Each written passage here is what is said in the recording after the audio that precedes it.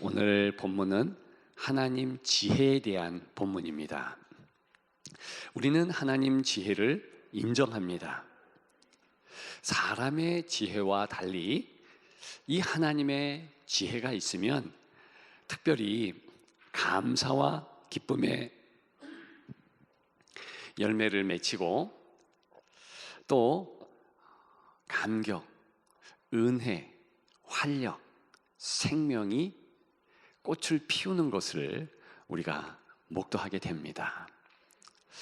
그럼에도 불구하고 지혜에 다가가기를 우리는 또한 주저하는 것이 사실입니다. 마치 잡초와 풀벌레로 꽃에 다가가기를 주저하는 꿀벌과 같이, 또한 사냥꾼의 총소리에 놀라 그저 시냇가를 배회하는 사슴처럼 우리는 하나님 지혜에 다가가기를 주저합니다. 오늘 본문을 통하여서 우리는 반드시 그 지혜에 다다르기 위해서 노력을 해야 한다는 그러한 우리의 각오, 새로워지기를 소망합니다. 또 한 가지는 이 본문에 배어져 있는 하나님 은혜의 법칙, 그 지혜를 통하여서 하나님의 은혜가 강같이 흐르는 것을 보았으면 좋겠습니다. 그러기 위해서 먼저는 하나님 지혜에 다다르기 위함의 방해물들을 우리가 생각해 봐야 될 듯합니다. 사단은 이 방해물들을, 이 장애물들을 적절하게 사용합니다. 우리는 그런 장애물들을 뒤로 하면서 하나님, 이 신앙생활에 기쁨과 활력이 넘치는 하나님의 은혜 가운데 승리해야 될 것입니다. 이 장애물의 첫 번째는요, 먼저는 불안입니다. 오늘 본문에 보게 되면 우리가 두 절을 읽었지만 흐르는 배경이 있습니다. 그것이 바로 불안감이에요. 욥기의 주인공 욥, 그는 불안감을 감출 수가 없었습니다. 욥기서 3장 26절에 보면 이런 고백을 합니다. 나에게는 평안도 없고 안일도 없고 휴식도 없고 다만 불안이 있을 뿐이다. 얼마나 불안하면 다른 것 다 없다, 불안뿐이다, 이렇게 말할 수 있겠습니까? 왜 하나님은 하나님을 따르는 백성들에게 불안을 제거하지 않으시며 공포, 두려움을 그냥 두시는 것일까요? 오늘 본문을 직접 말한 소발이라는 인물이 있지요. 이 소발이요, 욥의 세 친구 중 한 사람입니다. 정확하게는 욥의 네 친구가 욥기에 나오고 있는데 마지막 사람은 뭐 그리 중요하지 않은 듯 합니다. 처음부터 나오지 않지요. 근데 이 소발을 비롯해서 다른 두 사람은 자신의 불안감에 대하여서 잘 나타내 보여줍니다. 이들은요, 그 신앙에 있었던 욥이 불안함을 보이는 그 모습을 보고 불안해해요. 그래서 그들이 얼마나 힘들고 어려운지 7일 동안 이 욥을 보면서 식음을 전폐해요. 안타까워 그 마음을 그런 식으로 표현을 합니다. 자, 욥이 불안하는 것은 환경이 좋지 않다는 것이지요. 우리가 잘 알다시피 일시에 가지고 있던 재물이 없어집니다. 자녀도 죽게 되고요, 아내와의 관계, 또 아는 지인들과의 관계가 좋아지지 않는 거예요. 왜 하나님은 그렇게 해서 인생의 어려움 가운데, 특별히 성도들의 어려움이 그렇게 부각되도록 하셨는가? 그런데 가만 그런 하나님의 뜻을 살펴보면 이 어려움, 특별히 그것 때문에 야기되는 불안에 순기능, 좋은 기능이 있다는 것입니다. 세상 사람들에게 아주 중요한 사실 한 가지를 가르쳐 주지요. 이 땅은 안전하지 못하기 때문에 실제적인 위험을 대비해야 되고, 그리고 다른 어떤 부분을 확실히 부여잡아야 된다. 다른 어떤 부분을 저는 하나님의 현존, 하나님의 인도하심이라 확신합니다. 여하간에 불안한 장소라는 것을 주지시킵니다. 그리고 성도들에게 특별히 이 불안은 하나님을 더 가깝게 하는 요인 또한 된다는 것입니다. 두 번째, 장애물이 또 있지요. 고민입니다. 오늘 본문의 배경은 고민하는 욥, 고민하는 친구들이 있다는 것입니다. 그런데 좀 구체적으로 살펴보기 전에 이 고민에는 두 가지가 있다는 것을 알 수 있겠습니다. 한 가지는 가치 없는 고민이에요. 쓸데없는 고민이 있다. 하나님 없는 고민은 가짜 고민이요, 무가치한 고민입니다. 그런데 우리의 대부분의 고민이 여기에 속하지요. 그리고 이 고민은 참 쉽습니다. 우리의 성정이요, 고민에 최적화된 것 같아요. 가만히 있으면 그저 생각으로 고민하게 되어 있습니다. 오늘 본문의 욥, 고민을 합니다. 그래서 그 고민의 결과로 하나님에 대하여 목소리를 높여요. 새 친구 역시 고민을 합니다. 역시 그 고민의 결과로 하나님에 대하여서 또 큰 소리를 높입니다. 자, 누구 말이 옳을까? 사실은 새 친구의 말이 옳습니다. 하나님에 대한 정확한 사실들을 나열해요. 욥은 하나님에 대하여 오해합니다. 그리고 그 오해의 말이 그대로 기록된 거예요. 중요한 건 무엇인지 아십니까? 하나님은 그렇게 자신에 대하여 잘못 표현하고 잘못 말한 욥의 편을 든다는 것입니다.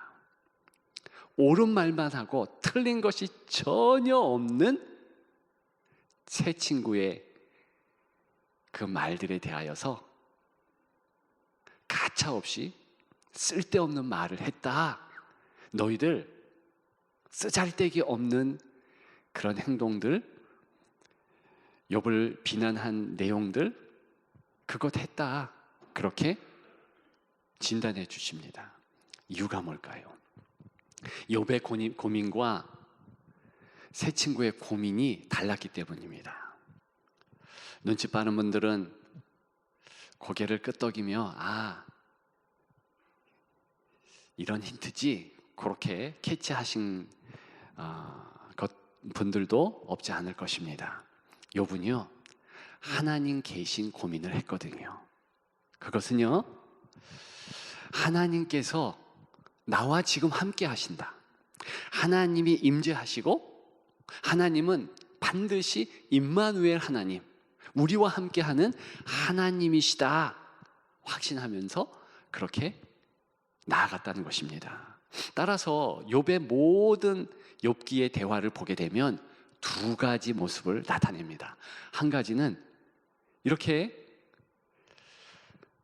비난하고 너 회개해야 돼 라는 자신의 친구들에게 역시 반론하면서 변론하면서 대화하는 내용이고요. 또 한 가지는 그런 대화 앞뒤에 반드시 하나님을 향하여서 대화하는 내용입니다. 예를 들어서 목소리를 높이면서 하나님, 나는 하나님을 이해할 수 없습니다. 어떻게 이와 같은 상황을 내게 주십니까? 너무하십니다. 나는 생일을 원망합니다. 하나님, 어떻게 이렇게 하실 수 있습니까? 이런 식으로 행했다는 것입니다. 그런데 다른 세 친구는 그렇지 않아요. 하나님에 대하여서 옳은 말을 합니다. 틀린 것이 하나 없어요. 다 근거가 있어요. 엘리바스, 빌닷, 소발, 이 세 친구가 다 자기의 근거를 가지고서 하나님에 대하여 말을 합니다. 그리고 그 말들이 다 옳아요. 그런데 하나님이 지금 내 말을 듣고 있다?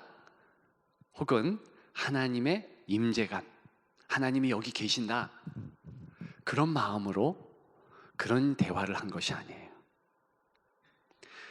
과거의 경험 혹은 남들의 경험, 지금의 내 생각, 이런 것들이 목소리를 높이게 했고 또 앞에 있는 욥을 판단케 했으며 비난케 했습니다. 차이는요, 그것밖에 없었습니다. 누가 맞았는가? 고민의 역력한 결론, 이 세 친구가 다 맞아요. 욥은 분명히 하나님에 대해서 오해했습니다. 그럼에도 불구하고 하나님은 욥이 옳다고 해요. 그래서 욥기가 조금 어려울 수 있습니다. 그런데 한번 상식적으로 생각해 보십시오. 하나님이 가장 원하는 것은요, 바로 잘못된 말을 할지라도 하나님을 비난하고 하나님에 대하여서 욥처럼 잘못 표현한다 할지라도 직접 하나님께 대화하기를 원하십니다. 하나님이 여기 계시다, 이 생각을 꼭 갖고 있기를 소망했습니다. 하나님 있는 고민을 두 글자 다른 말로 표현할 수 있습니다. 무엇일까요? 믿음입니다. 믿음은 하나님이 함께하는 고민이에요. 그래서 이 고민은요, 점점 자취를 감추게 되어 있습니다. 하나님이 계신 고민, 우리의 문제, 형편, 처음에는 그게 커 보이죠. 그런데 하나님께 계속 그 고민을 던져주는 것이죠. 어떻게 됩니까? 나중에 그 고민이 하나님의 고민이 되는 거예요. 우리는 해방이 되는 거예요. 자유함이 있는 것입니다. 그러면서 그 문제가 안중에도 없고 사라져버리고 해결되는 것을 보게 됩니다. 욥이 꼭 그 과정을 겪습니다. 오늘 본문에는 여전히 여기까지 21장의 이 상황에서 하나님에 대해서 섭섭하고 힘들고 어렵지만, 그리고 고민스럽지만 다 없어져 버려요. 힘이 되고 능력이 되고 함께 하시는 주께서 그 마음도 다독이시고 나중에는 모든 문제를 싹 정리 해결하셨다. 마지막 세 번째 장애물을 통해서 마음의 세계를 비결 한 가지를 다시 나누고 싶은데요. 자, 마지막 나눌 장애물은요, 하나님 사랑에 대한 오해입니다.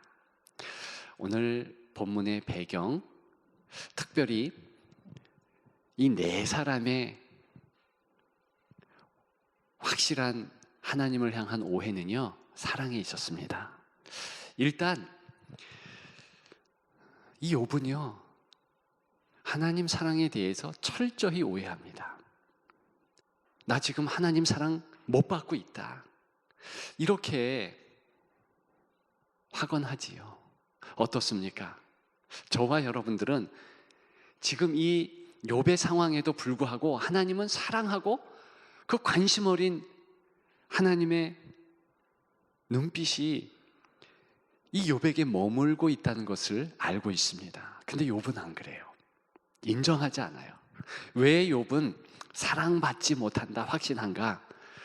그는요, 하나님의 사랑이 있을 때에는 건강이 좋다고 생각했습니다. 하나님 사랑이 있다면 모든 관계가 괜찮다고 생각했습니다. 하나님 사랑이 있는 사람, 성도에게는요, 물질 문제, 이 땅의 모든 환경도 다 좋을 때라고 생각했습니다.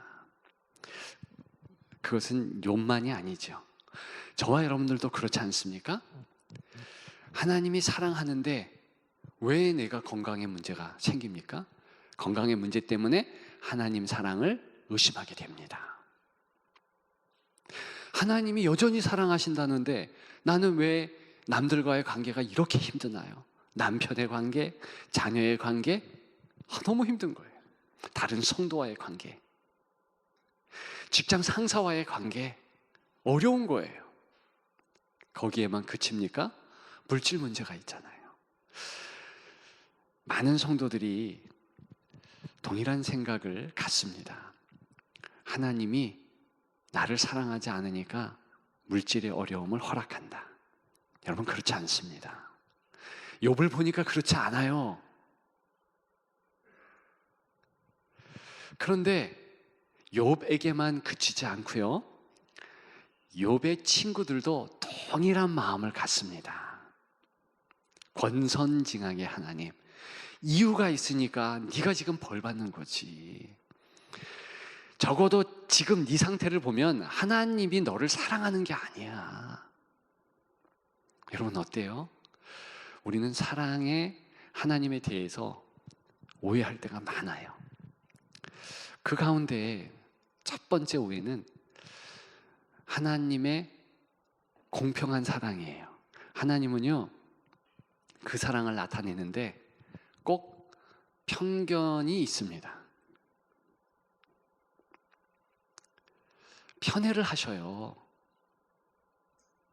성경에 보면 하나님의 이 편경의 사랑이 잘 나타납니다. 하나님은요, 고아와 과부를 사랑하신대요. 그것도 일종의 편견 아니겠습니까? 또 예수 그리스도의 산상수훈에 보게 되면 하나님의 나라는 누구에게 있대요? 심령이 가난한 자. 그런데 그때 심령이 가난한 자의 원어적인 의미는 진짜 가난한 사람이에요. 제가 그래서 한때 하나님의 사랑이 좀 이상하네. 왜 어떤 편은 사랑하고 어떤 편은 사랑하지 않지? 오늘도 그게 나타납니다. 지금 4사람이 있고 3사람은 똘똘 뭉쳐서 누구에 대한 반대합니까? 누구에 대하여 반대합니까? 욥에 대해서 반대하거든요.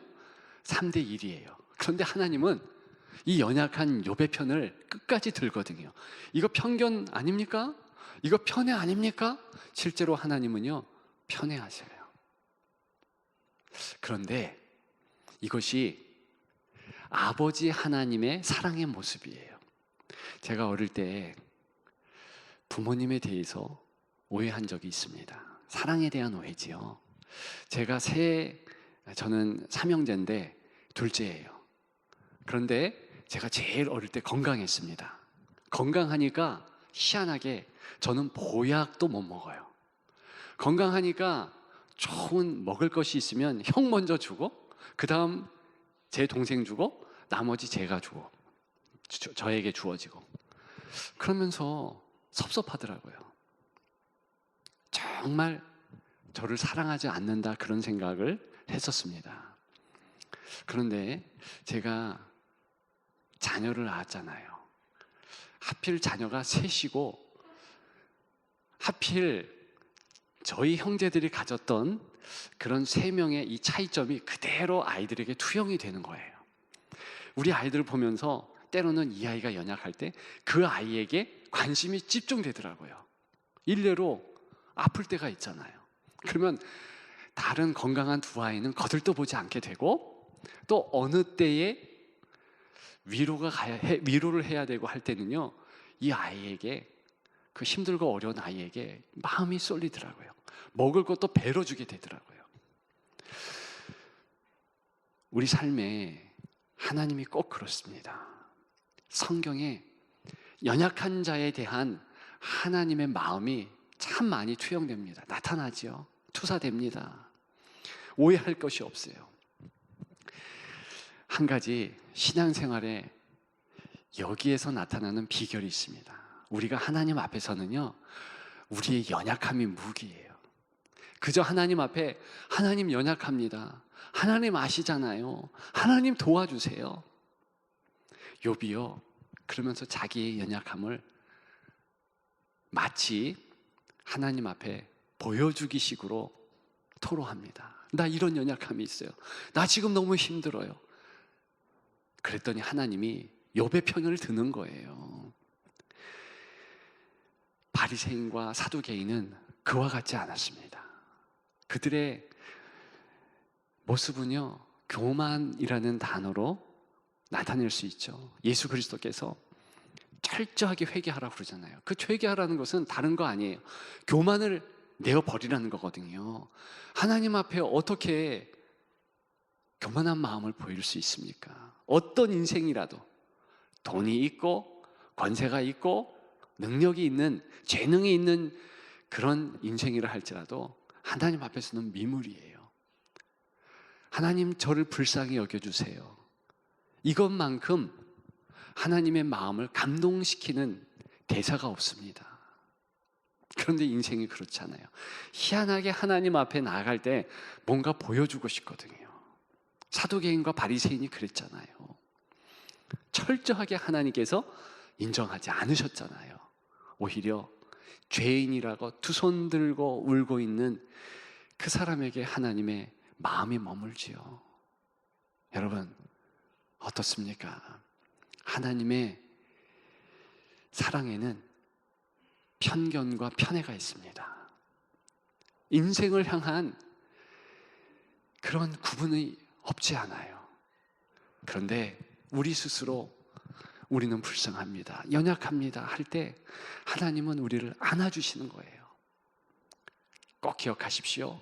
우리 하나님은 반드시 그 사랑 변하지 않는다. 반드시 우리를 사랑하신다. 그런데 비결은 연약할 때 더 껴안아 주신다. 하나님 앞에서 따라서 우리의 연약함을 그대로 토로하자. 기억하는 여러분들 되시기를 주님의 이름으로 축복합니다. 오늘 제목이 무엇입니까? 고민이 쉽다. 가만히 있으면 하나님 없는 고민이 쉽게 다가온다는 것입니다. 우리는 그런 인생이라는 것을 다시 한번 기억해야 됩니다. 그 쉬운 고민 하지 마십시오. 어려운 고민 하십시오. 일부러 그 어려운 고민을 여러분 마음에 새기십시오. 그 어려운 고민은 무엇입니까? 하나님이 함께하는 고민. 그럼 그 고민을 다른 말로 믿음이며, 고민이 믿음이 된다 말씀드리고 싶어요. 그리고 하나님 사랑은 절대 변하지 않는다. 나를 사랑하신다. 나를 붙잡아 주신다. 은혜 주신다.